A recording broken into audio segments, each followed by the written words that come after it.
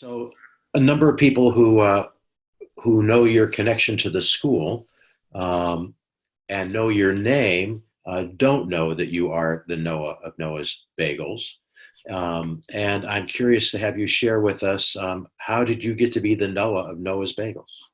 Well, that's a Sipur Aroch. Hindsight's 2020. We look back and we see, what we've done so clearly. And at the time, we have no clue. I started a business to import religious items for Christians from Israel.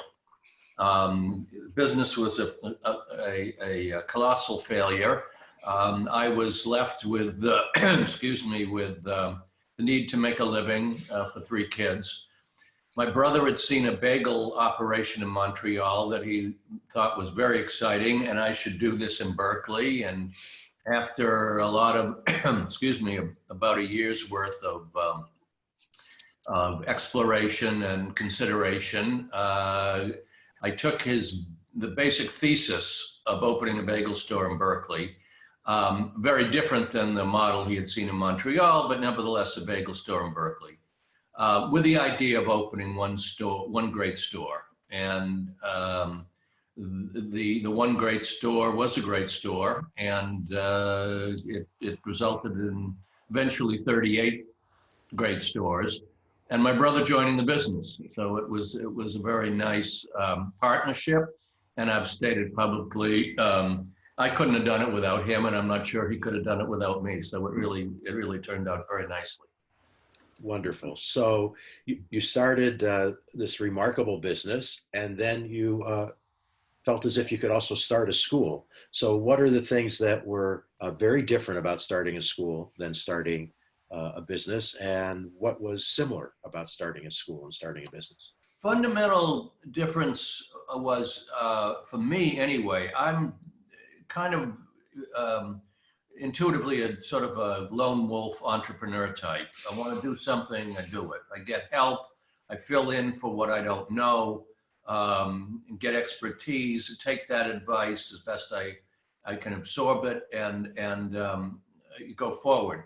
With a school, educational institution is just a whole different story. It was all the stakeholders, the parents, the community, the teachers, the funders. It was a whole soup, if you will, of different constituencies, all of whom with different perspectives. And I think, by nature, an educational institution is centered around dialogue and process.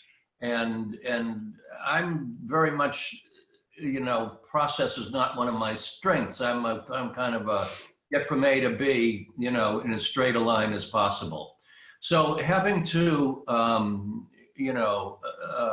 accede to the wishes and desires of others, to the compromising, the sort of endless philosophical discussions, which are important. Looking back at it, I alluded to all of the foundational principles of the school. Those don't just come out of a shelf. They're informed by the community, the funding community, all the constituencies I mentioned. So a lot of process. It really taught me a lot of humility. Great, thank you. So you did mention that one of the things that was motivating for you, apart from feelings that the community needed the school, was how your own kids might benefit. And Rabbi and David graduated from JCHS, and I'm wondering, as you look at them now, what parts of JCHS do you see in them? When I look back, it's what did they get the most? I think they got, I guess I would say a Jewish lens, that they look out at the world with a Jewish lens. Not that they're not fully integrated into the modern world, and the secular world, but they look at things, I can't exactly explain it, but the holidays are significant for them. In the case of two of them, that their kids should have be speaking Hebrew on a daily basis, that everything about their lives has a Jewish connection to it, and a community thread that's not easy in this world, not easy in the Western world. We're seeing a lot of Jewish institutions shrinking, and we're seeing kind of the Maccabees holding tight, holding strong, and I feel like our kids are those Maccabees. In addition to two of the boys going to the school, your wife Hope was one of the first co-presidents of the parent organization, co-president with Roberta Zucker, who is also one of the chairs for Spring Celebration. And I'm wondering, could you talk a little bit about what a kind of a family affair it was for your family to be so engaged with JCHS? Well, it was. I mean, Hope just jumped in and helped organize the parent association, which was very, very important, especially because one of the strengths and yet the challenges of the school is that the geography is so wide, and you got bridges and you got water, and the psychological distancing as well as physical distance. And so to get the parents enthusiastic and cohesive was a very important task. In addition, my older son Jesse, started the award-winning lunch program that's still in place at the school, and so it was really an entire family affair.